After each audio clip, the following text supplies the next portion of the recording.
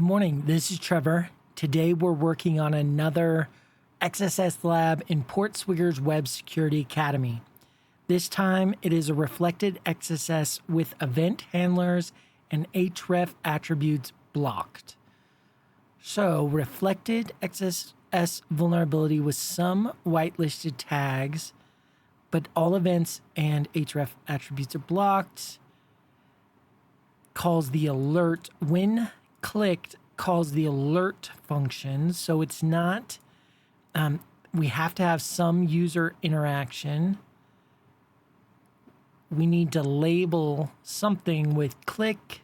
So the simulated lab user, so our victim will click it. All right. And event handlers href blocked. Let's go ahead, check out the lab. Please remember to like and subscribe. Leave a comment. Let me know how I'm doing. Am I going into too much detail, not enough, etc.? That would really help me out. All right, let's start here. I expect, of course, that a simple this will be blocked. Let's try it. It is tag not allowed. Okay, so we have a WAF that is filtering on tags. We've done something like this in the past. So our first job is to figure out what tags are allowed. Let's create a script. Event handlers and href attributes blocked. Vim event handlers and href attributes blocked. Let's grab our template and let's see.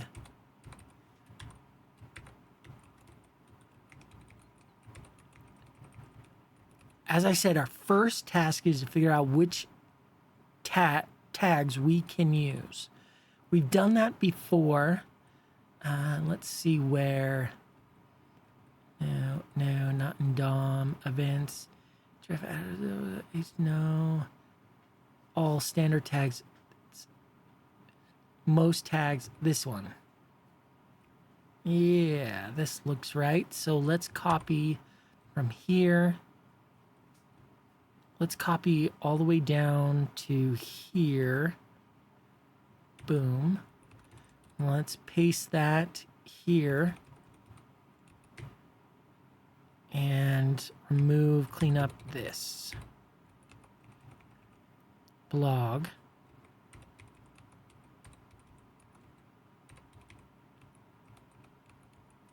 All right, this should work. The only thing I don't like about this, and I think I made the same comment before, is this is single threaded.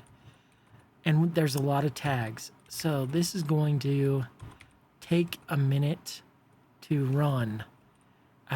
We can also use intruder to do this a little bit faster. It would be cool if we could get our script to run faster. Yeah, so this is going to take a little bit.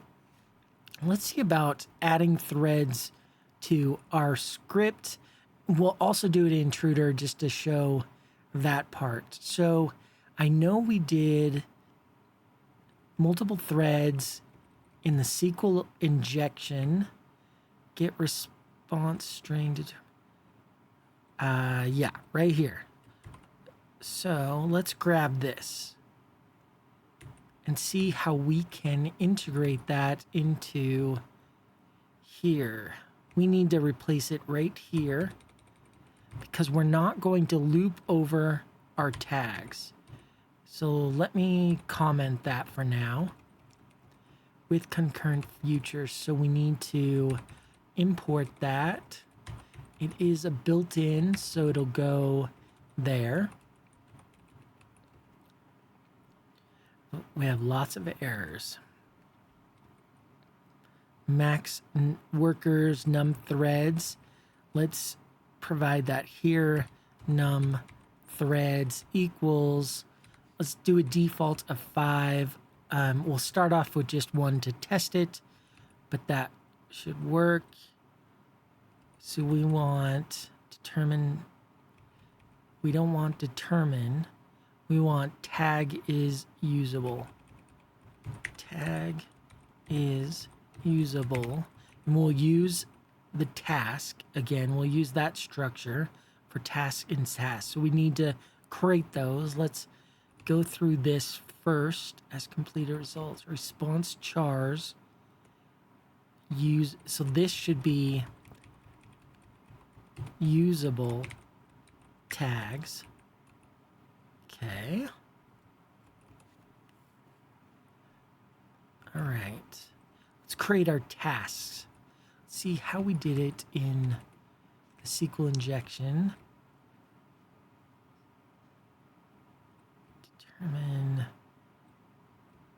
right here. Tasks. Let's just copy all of this and put that here. Tasks. That's good. For I in range. We don't need this. We need for tag in tags. And then we need to provide the task with the what it needs. So changing word blog. We'll give it the blog. It needs the tag. And I'm just getting that by looking up here to see what it needs. Change word tag. It needs test type. Test type. And we'll say this will be static in here, which will just be tag. That's it. Okay. Results equal for task in task. So all of that should go away. And then let's look at what we do here. So we return true or false. And what I think we need to do is not do this. We need to return the tag, which is this. If it's true, else nothing. And then here we need to do if res equals f dot result. So let's save the result to a variable and then check if it exists and it's not none, we'll add it to that string. Otherwise we won't, and we'll return the usable tags. That looks fairly reasonable to me. Instead of going through the whole list of tags, let's create a subset. So I'm going to do percent tags2.txt. So I'm just creating a new file named tags2, and I'm going to copy like this many out. We don't need this anymore. We're going to leave this open for just a second. Leave that open. We don't need, well, we better leave that. We don't need this open. And this is our script. So we want to make sure we use tags2 here.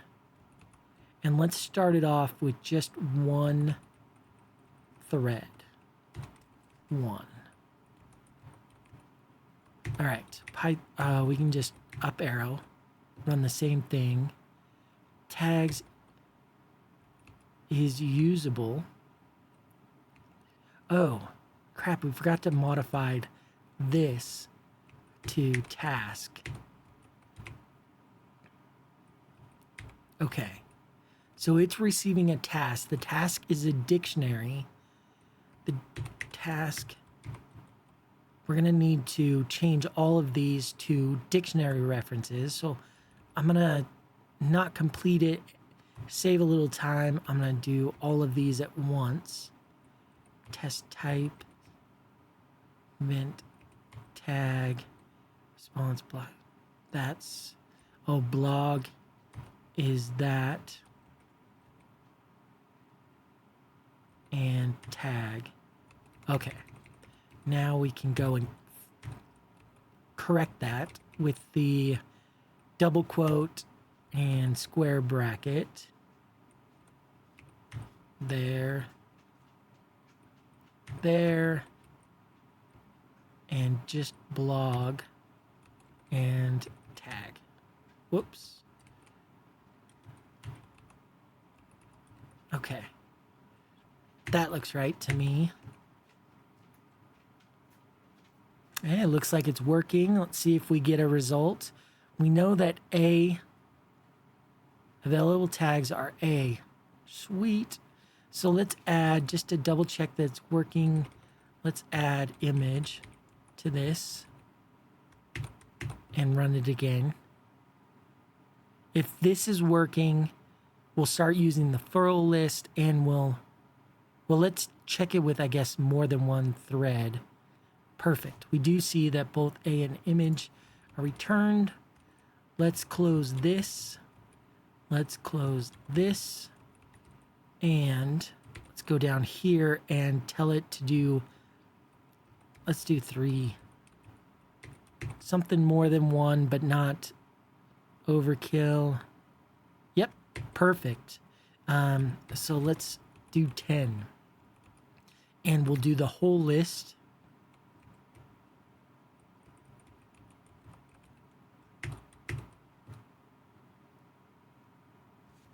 All right, while this is running, this is doing it manually in Python. Well, let's clear up this. We can do, like I said, the same thing using intruder. So let's do that now. Let's do proxy HTTP history. We'll just grab one of these, send it to intruder. And here I want to delete all of this. I want to add an open or a less than and a greater sign then. This is where we're going to place the tags. That looks good. So I'll do payload simple list. We're going to load from our tags document. That'll load everything. Don't need any payload processing. That's fine. Options. Let's not run these at the same time. Okay, ours finished. Let's run intruder. This is responding.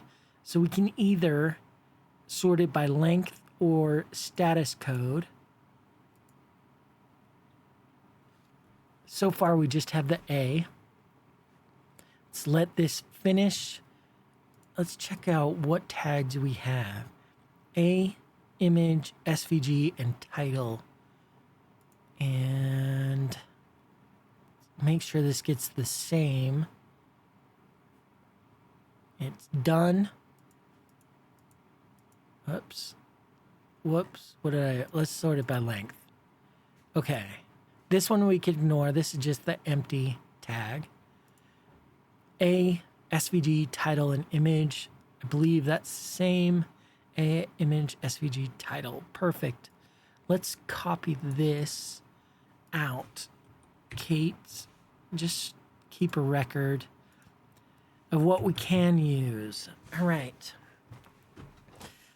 This is what we have available to use. And if we go look at the directions, event handlers, HREF attributes blocked. All right. So A is going to be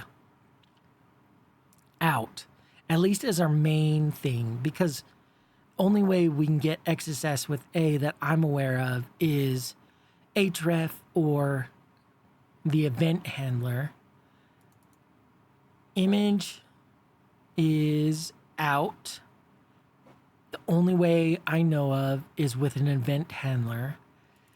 SVG, that one stays. Title,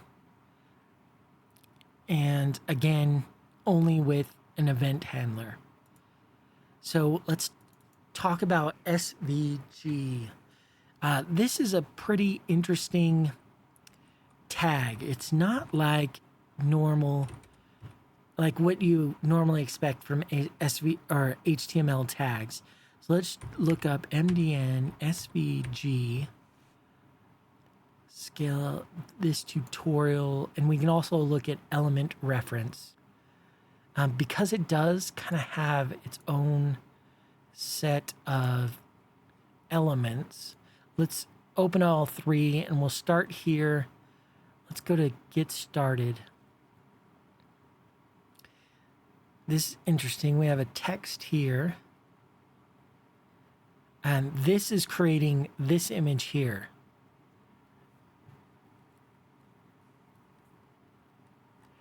What I want is this. Animate. Why I want animate is because it allows us to change its parent attribute, or a parent attribute with a different value, right? So in this example, they created an SVG. Then within that SVG, they created a rectangle, boom, which you'll see in just a second. But then they're animating that rectangle and changing this, I forget what that's called, this curve on the corners. And it's going from, I don't know how to read this exactly, from real sharp to, real curved over the course of 10 seconds. And I don't know how to read this. That's got to be like the angles, or I don't know. And then repeat count. So why this is useful to us is if we can change an attribute of the parent and have that attribute be something that we could use, we're in business. Let me show you what I'm kind of talking about. So we start out with an SVG element. We know we want an animate. Well, we think we want an animate element. And we know we want this attribute name and values so that we can change part of that, the parent. Attribute name. I'm going to delete this and values like that. And close the animate, because that's all we need it to do. Let's close the SVG here. All right. Starting with this, let's make sure that this all works. Here, here, here. Make sure we get no errors. We don't. And we have our SVG element right there. We can give that like a defined width equals 300. What did they do in the example? Can't we just give it? Maybe it was in this other example. Yeah, width, height. Let's do that. 3. So I'm going to change this, paste that here. So we'll give it a defined width and height.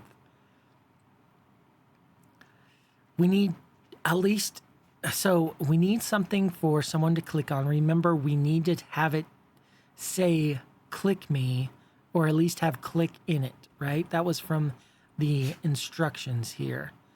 Your vector with the word click.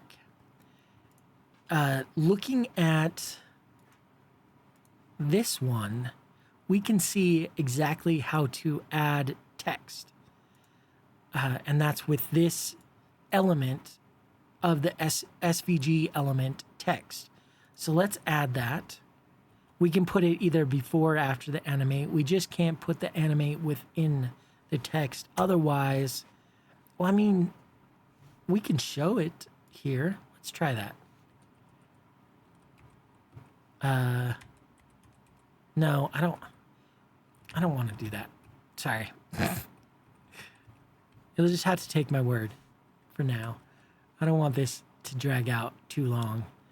And then we'll close it with the text we want. SVG, that's fine for now. Remember, we will need to change this. Okay, but we don't have anything that if they click. What if we did an on click here? Attribute name, and then we'll change the value. Let's send this and see what we get. We want 3. We want 1. Here. Event is not allowed. Crap, so it did capture this. HREF is not an event, right?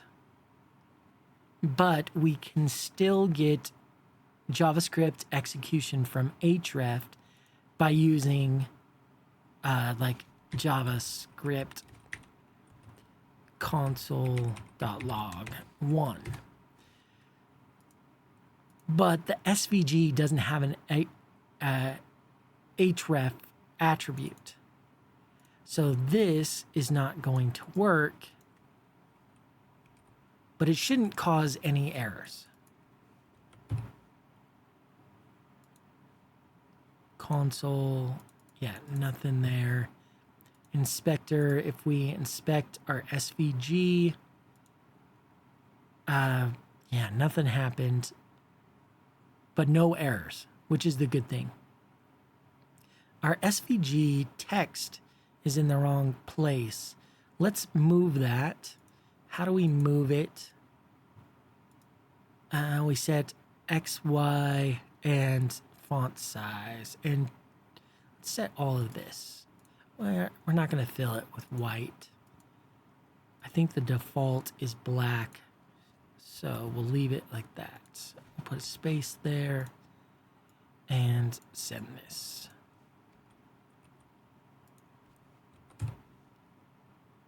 Perfect.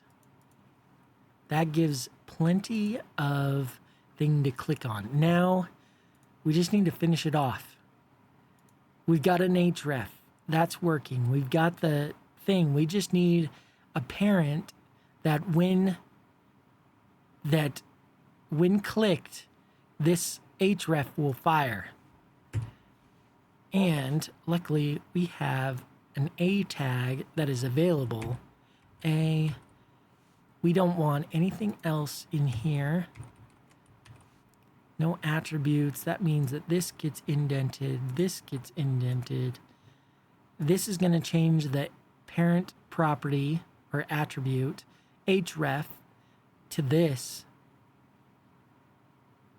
Boom. This should be it. We should get console.log. Let's do something more substantial here. We're inside. I don't know if we can. This worked. I don't know if we can do this. Values. Let's try it. Even with an exclamation. 2, 1. Paste that. Send it. No errors. We're on the console. Let's click. Hey, look at that. We got our XSS. Awesome. Really happy with that one. All right. All we need to do is clean this up and submit it. We need to change this to alert. We can leave that as being the alert. We need to change this to click me. And let's add it to one line.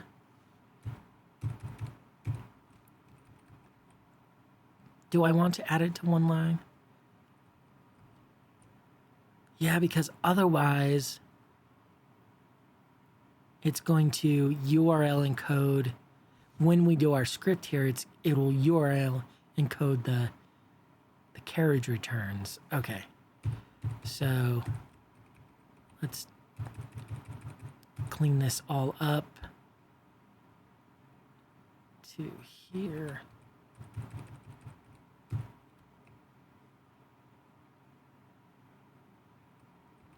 Here. And here. Perfect. This is our payload. Let's copy that. Let's throw that here. Payload equals, I've got double quotes and single quotes. So I'll just do single quotes and then escape these two. Boom and boom.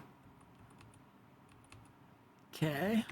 We'll do blog.search payload blog.is solved.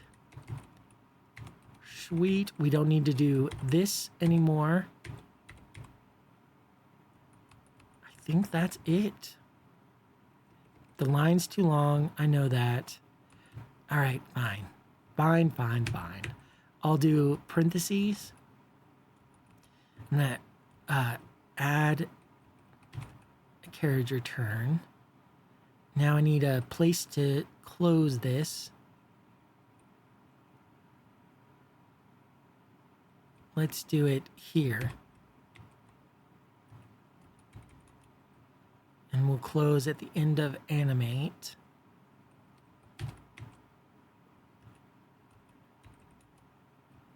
And then we'll add the parentheses. Boom. No errors. Okay, let's send this and see if we solved it. Checking if solved. Uh-oh. Oh no, what did we do? Proxy, did we... So, we've got alert, we've got click me, and we know this works. So I'm just double checking, my inclination tells me that this is a detection error in the web suite because everything else looks perfectly correct. Okay, let's check my assumption. We need a browser. Pip install Selenium. Selenium is a browser that we can use to as our victim or to simulate this. What I think may be happening is that we need a browser to actually trigger the alert. And I want to do it without, searching this myself in the browser. So we'll use Selenium as our browser.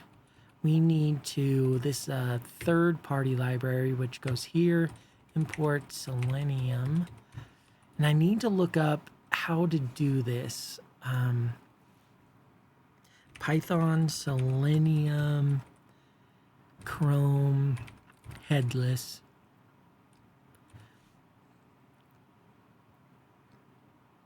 That's what I want.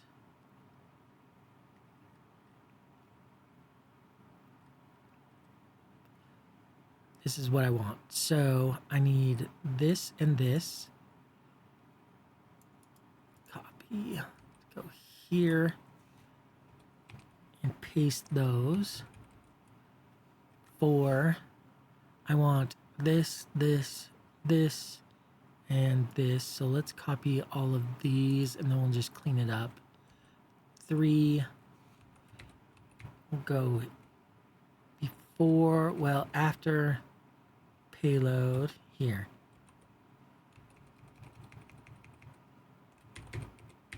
Delete that.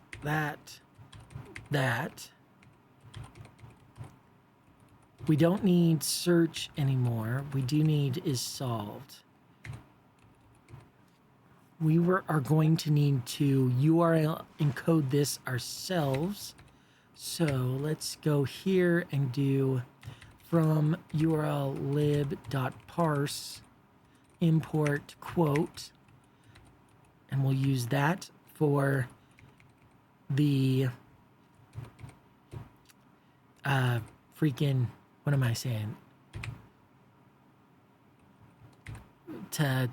We'll use quote to URL encode this. All right, we need a URL. So let's do that here, and we'll define the URL here. URL will equal blog.base URL. We'll do plus, and how does the search look? So it needs this and then our payload. So copy plus this and then plus quote and payload. Right? Looks good to me. We could do this as an F string. So I switch back and forth a lot. That way we don't need to keep track of this. Here, that.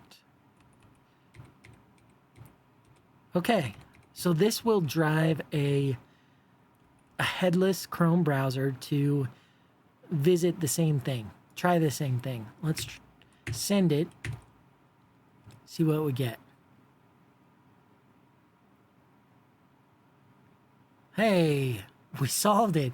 We didn't log anything. I hate that. Log.info f headless browser search URL. And then we'll put URL.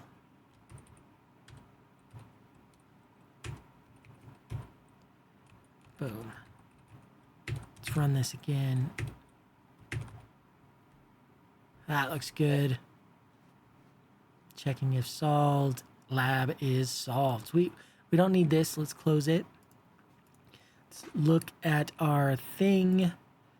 We don't have it. Refresh. Boom. Congratulations. You solved the lab. All right. I wish I had Kate back up. Dang it. Could come in handy for the refresher. But just talk about what we did. First, we wanted to determine what tags were allowed. We used some of the code from previous, but we modified it to allow numerous threads. So we gave it the ability to thread those requests and then fed it the list of available tags that we got from the PortSwigger XSS cheat sheet. Once we figured out what threads were available, we built our payload, which was SVG was our starting tag. And then we used an A tag to give us a point to click. Within the SVG, we used an SVG element of animate. This modified the parent, which was the A tag, HREF, and gave it our payload as the value for that HREF. We also included a text box with the text "click me" in it in the SVG. Once all of that was done and working, we URL encoded it. We installed a headless browser. We used Selenium and Chrome to drive as our driver. Did it headless so we didn't see the window pop up, and used the URL we created, got that, and then checked if it was solved. It was solved. This is a very cool one. SVG is pretty powerful. There's a lot to learn on it. MDN, of course, is the place to go for this. This is Mozilla's document. I don't know what the N stands for, network. But look at all these tags you could use. And I don't know 90% of them or what they do. I know use is popular, animate for XSS. So anyway, it'd be good to learn a lot more of these. If you have any questions, definitely let me know. I'll do my best to answer. Otherwise, we'll see you in the next one. Oh, by the way, this was our first expert lab solved. Woohoo! Let's refresh this to get that solved expert. Awesome. All right, have a good day. Goodbye.